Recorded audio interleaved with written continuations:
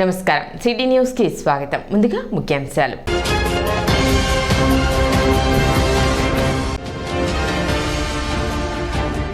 తెనాలి మండల గ్రామ పెదరావూరులో ఎస్హెచ్జి మహిళలకు బ్యాంక్ లింకేజ్ రుణాలను పంపిణీ చేసిన మంత్రి నాదెండ్ల మనోహర్.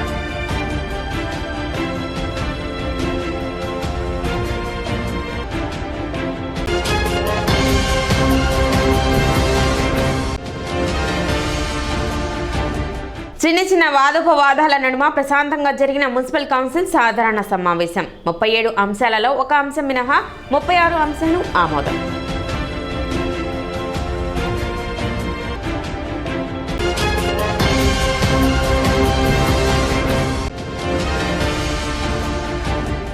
డెంగ్యూ మాస ఉత్సవం ముగింపు సందర్భంగా నర్సింగ్ విద్యార్థులచే అవగాహన ర్యాలీ.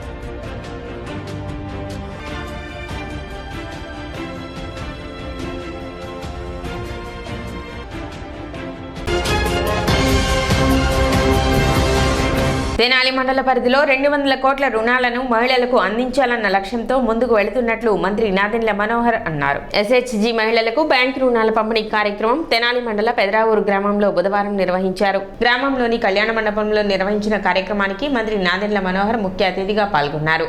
ఈ సందర్భంగా నిర్వహించిన సభకు ఎంపీడీఓ శిల్ప అధ్యక్షత వహించారు. మంత్రి నాదెండ్ల మనోహర్ మాట్లాడుతూ బ్యాంకుల ద్వారా పొందుతున్న రుణాలను దుర్వినియోగపరచకుండా సద్వినియోగం చేసుకుని మహిళలు ఆర్థిక పరిపుష్టి సాధించాలన్నారు. అంతేకాకుండా సమాజ అభివృద్ధికి తమ వంతు సహకారం అందించాలన్నారు. 5,37,00,000 మైక్రో రుణాలను నేడు అందిస్తున్నామని చెప్పారు. 30 లక్షలతో పెదరావూరు గ్రామంలో రోడ్లు, డ్రైన్ల అభివృద్ధి పనులు, అదేవిధంగా 10 కోట్ల రూపాయలతో నియోజకవర్గం పరిధిలో అభివృద్ధి పనులు చేపడుతున్నట్లు తెలిపారు. రానున్న 3-4 నెలల్లో అభివృద్ధి సంక్షేమం పూర్తి స్థాయిలో కొనసాగించేందుకు ప్రణాళికలు రూపొందిస్తున్నట్లు చెప్పారు. అదేవిధంగా శాంతి భద్రతల విషయంలో 100% జవాబుదారీతనంగా ఉంటామన్నారు. ఒక్క ఛాన్స్ అంటూ గద్దెనెక్కిన గత ప్రభుత్వం మహిళలను ఏ విధంగా మభ్యపెట్టిందో గమనించాలని చెప్పారు. రానున్న రోజుల్లో ప్రజలు, ప్రజాప్రతినిధులు అందరూ కలిసికట్టుగా మన ప్రాంతాన్ని అభివృద్ధి పరచుకుందామన్నారు. దేశంలో ఏ రాష్ట్రంలో లేని విధంగా మంత్రి నారా లోకేష్ ఆధ్వర్యంలో మహిళా సంఘాల సహకారంతో మధ్యాహ్న భోజన పథకాన్ని అమలు చేయనున్నట్లు చెప్పారు. చంద్రబాబు నాయుడు గారి హయాంలో ప్రారంభించిన పొదుపు సంఘాలు మరొకసారి ఉన్నత స్థాయికి ఎదిగే విధంగా రాష్ట్రంలో మనం ఎదుర్కొన్న అనేక సమస్యలు భాగంగా కొంతవరకు మనం వెనబడిపోయామనేది మీ అందరికీ తెలుసు. పొదుపు సంఘాల రుణాల్లో కూడా మనం వెనపడ్డాం. ఎందుకంటే చిన్న చిన్న వ్యాపారాలు చేసుకోవాల్సింది చాలామంది గ్రామాల్లో వాళ్ళకి ఉన్న రుణాల గురించో లేదా బిడ్డను చదివించుకోవడానికి కోసం, ఫీజులు కట్టడానికి కోసం తప్పని పరిస్థితులు ఆ రుణాలను అక్కడ ఉపయోగించుకున్నారు. కానీ నీకు తెలుసు, రుణాలు అనేది మనం ప్రారంభించిన పొదుపు సంఘాల్లో సమిష్టిగా 10 మంది కలిసి ఒక చిన్న వ్యాపారం చేసుకుంటే ఆ ప్రాంతానికి మనం ఒక ఉపాధి కల్పించవచ్చు, ఆ ప్రాంతంలో మనం అభివృద్ధి చేసి చూపించవచ్చు అనే ఆలోచనతోటి ఆ రోజు ప్రభుత్వంలో ఈ కార్యక్రమాన్ని ప్రారంభించాం. ఈ ఒక్క రోజు మనం 5,37,00,000 రూపాయలు మనం ఈ రోజున చెక్లు అందిస్తున్నాం అంటే మనందరం కూడా చాలా గర్వపడాలి. ఎందుకంటే అది మీరు చేసిన కార్యక్రమం. 99% మనం తిరిగి వాపసు కడుతున్నామా, చాలా తక్కువ. చాలా ప్రాంతాల్లో 80%, 83% ఉంటారు. కానీ మన నియోజకవర్గంలో మాత్రం చాలా నిజాయితీగా కష్టపడి ప్రభుత్వం నుంచి బ్యాంకు ద్వారా మనకు అందే ఈ రుణాన్ని మనం ఎట్టి పరిస్థితుల్లో కూడా పొరపాటు చేయకుండా ఉపయోగించుకుంటాం. కానీ మీకు కూడా కొంచెం బాధ్యత ఉంది. ఆ బాధ్యత ఏంటంటే సమాజంలో మనం చేసే ప్రతి కార్యక్రమం నిజాయితీగా ప్రజలకు ఉపయోగపడే విధంగా మనం నిలబడాలి. ఒక్క ఛాన్స్ అన్నప్పుడు ఏ విధంగా మనం ఒక తరమే నష్టపోయిందో దాన్ని మీకు గుర్తు చేస్తున్నాను. ఈ రోజున పాడి పరిశ్రమ ఈ రోజున ప్రతి మహిళకి కూడా అండగా నిలబడింది. అది రాను తగ్గిపోతుంది. ఒకప్పుడు పెదరావూరులో చాలా పశువులు ఉంటాయి, ఈ రోజున లేవు. ఆ మార్పు అనేది సహజం సమాజంలో. ఎందుకంటే మన బిడ్డలు చదువుకుంటారు, అందరూ ఎవరు చూసినా వెనక వెళ్ళిపోతున్నారు. ఎవరు చూసినా ఇప్పుడు ఆమె లక్ష్మి గారు చెప్పినట్టు విప్రోలోనూ ఇన్ఫోసిస్లోనూ పనిచేస్తున్నారు మన బిడ్డలు. అది నిజంగా మనం గర్వపడాలి, అభినందించాలి కూడా. ఎందుకంటే ఒక సామాన్య కుటుంబం నుంచి కష్టపడి ఆమె మనస్ఫూర్తిగా మీతో పంచుకున్నారు ఆ బాధ. సర్పంచ్ గారి ఆధ్వర్యంలో మీకు మాటిస్తున్నాను. పెదరావూరులో 30 లక్షల రూపాయలతోటి రోడ్లు, డ్రైన్లు వచ్చే నెలలే ప్రారంభించి అభివృద్ధి కార్యక్రమం మొత్తం నియోజకవర్గంలో ప్రతి గ్రామంలో ఈ విధంగానే పనులు మొదలు పెట్టబోతున్నాం.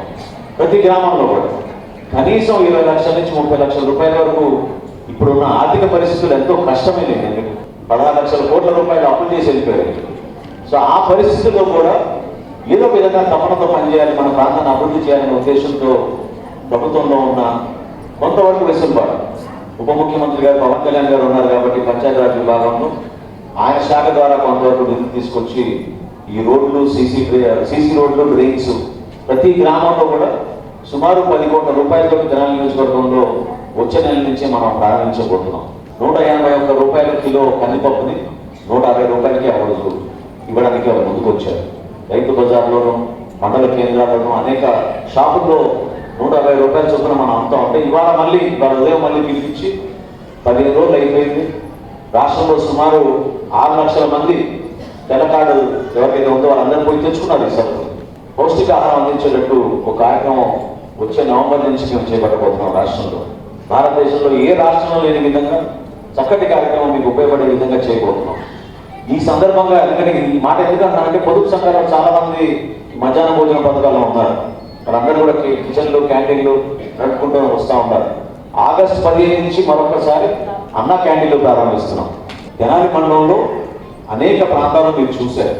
గతంలో మనం ఉపాధి కల్పించడం కోసం చేసే ప్రయత్నం తేరకోల నుంచి కూడా చాలా మంది చూడారు. ఎందుకంటే దాదాపు 4 గ్రూపులకి మనం తేరకోల నుంచి ఇస్తున్నాం. ఈ రోజున మన నియోజకవర్గంలోనూ మన రాష్ట్రంలో మహిళల పైన ఎక్కడ కూడా ఎటువంటి అరాచక శక్తులు ఉన్నా కూడా వాళ్ళని ఎట్టి పరిస్థితుల్లో వదిలే ప్రసక్తే లేదు.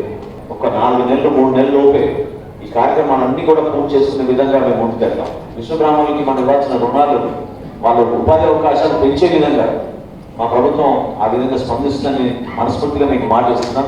రాబోయే రోజుల్లో 146 కోట్ల రూపాయలు మన తెనాలి మండలానికి మనం ఈ రుణాలు ఇస్తున్నాం. నేను ఇప్పుడే చెప్పాను ఎంపీడీఓ గారికి, నువ్వు ఏపీఎం గారికి.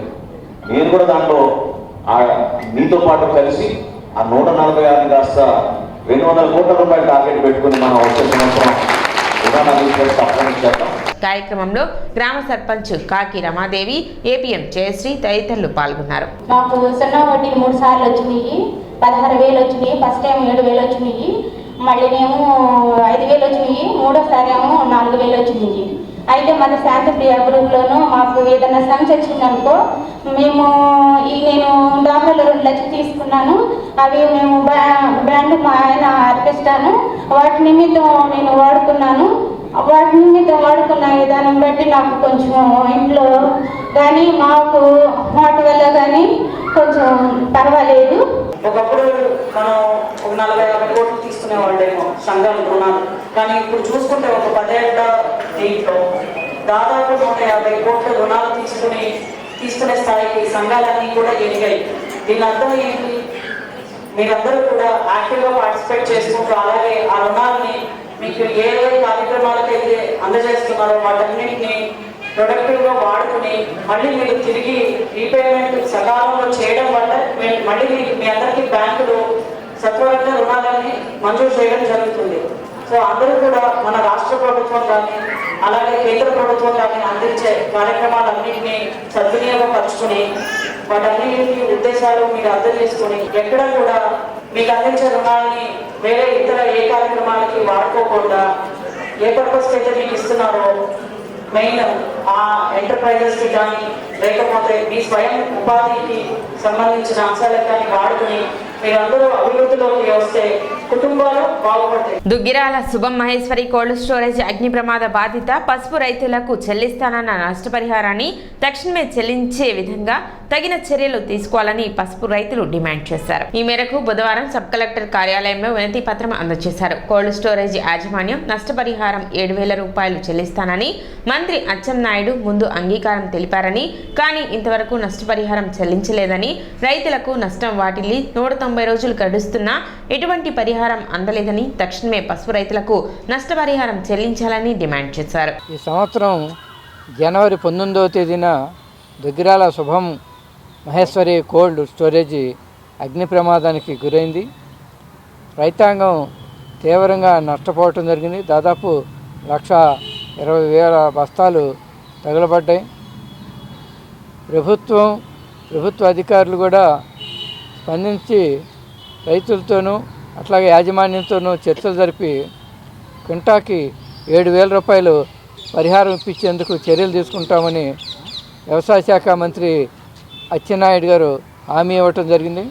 దాదాపు 3 వారాలు గడిచింది. ఇంతవరకు దాని గురించి ఉలుకు పలుకు లేదు.